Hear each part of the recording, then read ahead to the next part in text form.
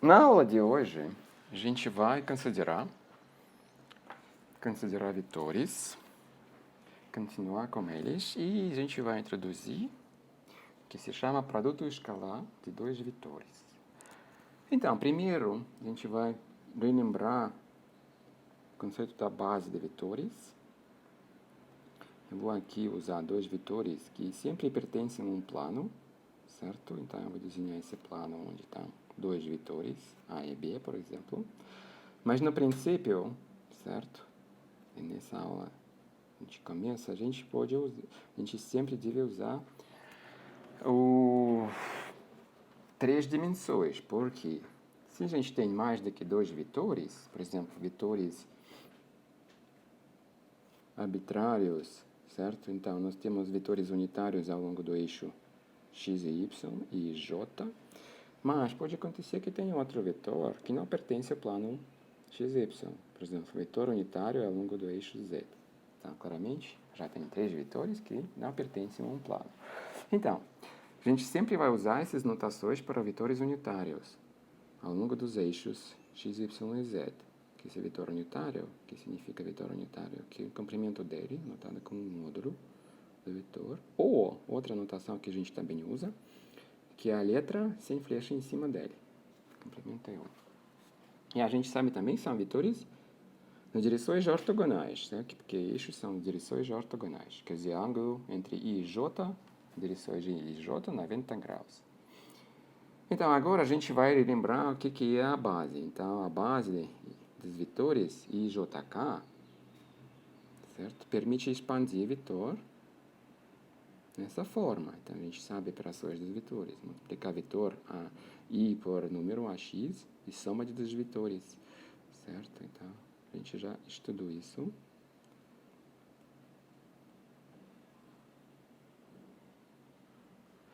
E a mesma coisa para o vetor B, que também tem expansão na base, certo?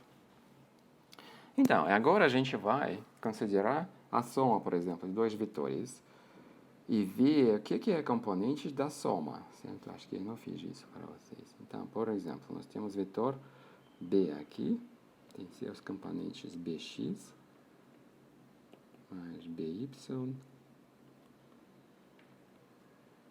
bz no k, certo?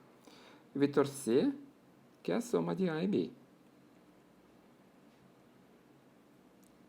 Agora, pergunta, o que é componente Cx, certo? O.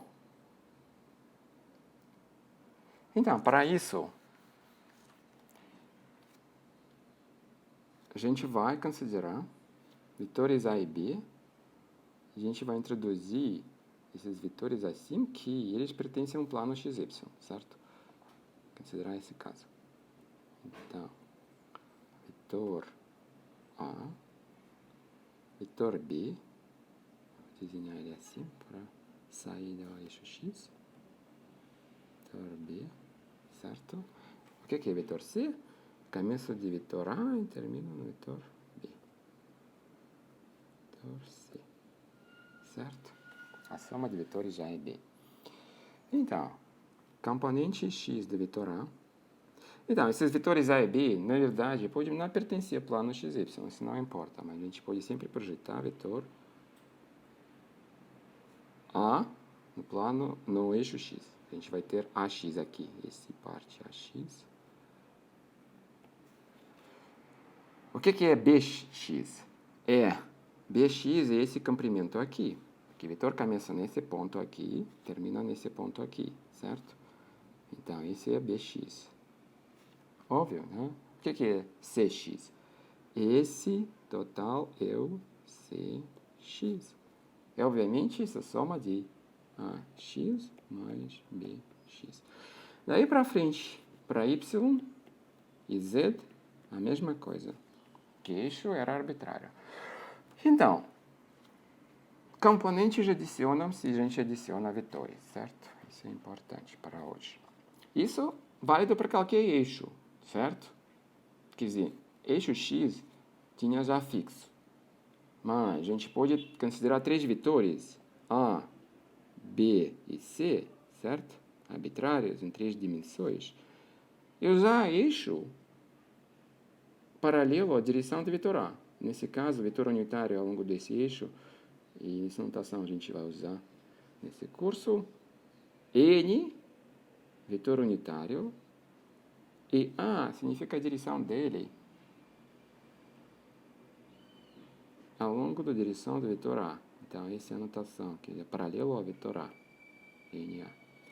E comprimento desse vetor N é 1. Então, a gente pode usar eixo ao longo do vetor A. Chamar esse eixo, não sei, A. Tá? Certo? E considerar componentes do soma, do B e C. Então, B e C. Então, componente ao longo do eixo A, eu vou notar assim, A. Se fosse x, deveria escrever x, certo? Bx mais cx. E, como a gente provou, componente da soma é soma dos componentes. Componente. Esses componentes são números, certo? Ó, a gente basicamente provou isso, nessa fórmula aqui, certo? Que é isso, x era arbitrário, vetores A e B é arbitrário. Então, é isso. Projeção. Então, esse componente também se chama projeção do vetor B no eixo do vetor A. Similar à projeção do vetor A no eixo X, onde tem um vetor unitário que define esse eixo, o vetor I, certo? Então, agora a gente vai usar essa propriedade que componentes ao longo de uma certa direção de dois vetores, se somar dois vetores, componentes somam. Para definir o que a gente vai chamar produto escalar dos dois vetores. Produto escalar. Como é que a gente vai definir produto escalar? A gente vai definir desse jeito. A gente vai definir produto escalar de vetores A e B. A e B, produto escalar, anotado assim, ponto entre dois vetores, igual comprimento do vetor A, lembra esse número positivo, do vetor A, comprimento do vetor A. Comprimento do vetor B, produto, e cosseno de ângulo, eu vou anotar esse ângulo θ, entre dois vetores. Então, imagina que dois vetores ficam no nosso plano, para desenhar esses vetores. Tá? Vetor B, por exemplo, é esse aqui, certo? Esse ângulo entre vetores A e B. Esse ângulo pode ser, ele varia de 0, vetor A colinear, quer dizer, paralelo ao vetor B, ou π, quando vetor A ou B é o sentido contrário, na mesma direção, mas sentido contrário do vetor, outro vetor, certo? Então, esse ângulo varia de 0 a π, quer dizer, o máximo que pode acontecer, isso aqui, o mínimo é 0. Então, essa é a definição do produto escalar de dois vetores. Anota que produto escalar de dois vetores, resultado desse produto é escalar, é por isso chamado produto escalar.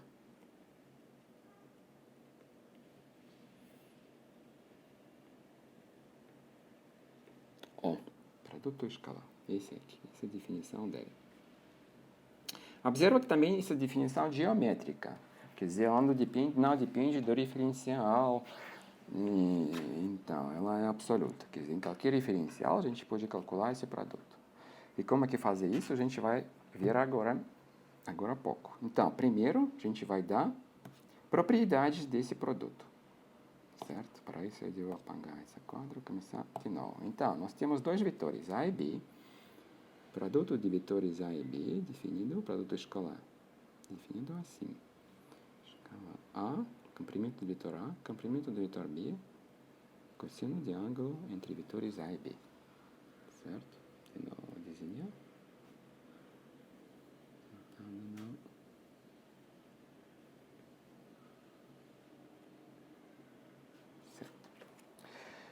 Certo? Agora, primeira propriedade. Essa é a definição, quer dizer, definição do produto escalar. Primeira propriedade que nós vamos ter, isso aqui. A no B igual B no A. Então, simetria. É óbvio, né? Não importa a ordem do produto, porque A no B, B no A é mesmo, e o ângulo também não muda. Certo? Se multiplicar um dos vetores, por exemplo, A na escala A, e depois multiplicar com outro vetor, isso é produto A no B nesse escalar, quer dizer, o número lambda. Como aqui provar isso? O que acontece se multiplicamos vetor A no número escalar, quer dizer, número real? O comprimento do vetor A aumenta proporcionalmente, certo? Então, comprimento desse vetor igual lambda comprimento desse vetor, quer dizer, lambda no A. Ou, pelas notações de comprimento, que comprimento de vetor A é simplesmente a letra A sem flecha. Nós usamos aqui. Então, esse aumenta proporcionalmente. Então, essa propriedade 2 é válida. Terceira propriedade, lei distributiva, quer dizer, produto escalar é distributivo respeito à soma de dois vetores. Quer dizer, multiplicar a soma igual a somar os produtos.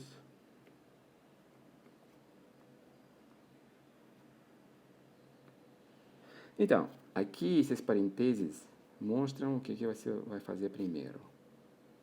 Certo? Esses brackets mostram primeiro você soma. Aqui não coloco brackets, mas como na análise de real, você primeiro multiplica números, depois soma. E mesmo aqui, então, a ordem de operações, se tem produto, é primeiro, não tem brackets, então primeiro você faz o produto, depois soma. Certo? Por que isso é válido? Olha, agora a gente vai usar essa propriedade da soma dos componente de soma de vetores, a soma dos componentes, ao longo de qualquer eixo. Qualquer eixo, isso é importante. A gente vai considerar eixo, então, precisa de 3 vetores, certo? Tem A, B, certo? Então, esses vetores a gente não vai usar aqui. Imagina 3 vetores A e B em 3 dimensões, arbitrário, certo? Imagina eixo ao longo do vetor A, certo? Eixo ao longo do vetor A. Então, tem vetor A e tem eixo ao longo do vetor A, certo? O que é o produto de A com B, nesse caso? Certo? Se eixo é ao longo do vetor A, certo? O vetor A tem componente ao longo desse eixo exatamente A, positivo. Por quê? O eixo, imagina vetor A, arbitrário, mas o eixo a gente escolheu, eixo que eu vou chamar eixo alfa, né? Que não coincidir com A. Componente de vetor A ao longo desse eixo é comprimento de vetor A. Aqui eixo paralelo ao vetor A, certo? Mas nosso produto é A, comprimento do vetor A, comprimento do vetor B no cosseno de ângulo, certo? Essa é a definição do nosso produto. Esse aqui, certo? Imagina vetor B arbitrário, certo? Nesse desenho, por exemplo, esse vetor B. Vetor B. Tem ângulo entre vetores A e B, θ. Θ. Então, o que é o B no cosseno de ângulo entre vetores A e B nesse caso? Esse, se considerar eixo alfa, certo? O que é B no cosseno de θ? Esse componente de vetor B ao longo do eixo alfa. B é alfa, certo? Então, isso aqui é componente a vetor B ao longo do eixo alfa. E isso também, componente do vetor A ao longo do eixo alfa, porque o eixo alfa é escolhido ao longo do vetor A, certo? Então, produto de dois vetores, na verdade, produto de comprimento de um vetor A no componente de outro vetor ao longo do eixo de primeiro vetor, certo? Então, agora a gente vai provar essa propriedade usando isso. Como? Vamos pensar um terceiro vetor C aqui, que pode ser um terceiro em 3 dimensões. Então, eu não vou desenhar C nesse desenho, a gente imagina que tem vetor C ainda. A gente multiplica isso. que é isso? Pela essa propriedade aqui, esse comprimento do vetor A no componente do vetor B mais C, eu escrevi assim, ao longo do vetor alfa, ao longo do eixo alfa, certo?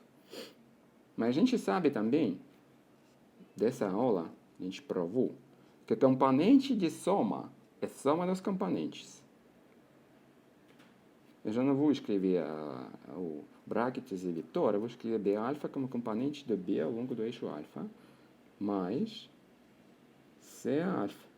Isso é a lei distributiva de produto e soma dos escalares, A na B alfa mais A na C alfa. Mas isso e isso, pela nossa propriedade aqui, é produto de vetor A no B e A no C. Provamos propriedade 3. Ponto. Então, o produto dos vetores a gente definiu, produto escalar. A gente provou que esse produto tem essas três propriedades, certo?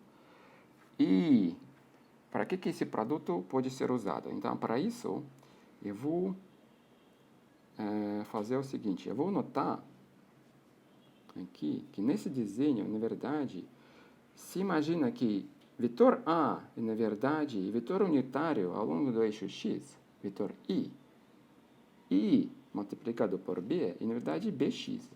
Então, esse produto escalar é usado para calcular componentes de vetor ao longo dos eixos da referencial, uma das aplicações. Mas outras aplicações a gente vai ver na parte 2.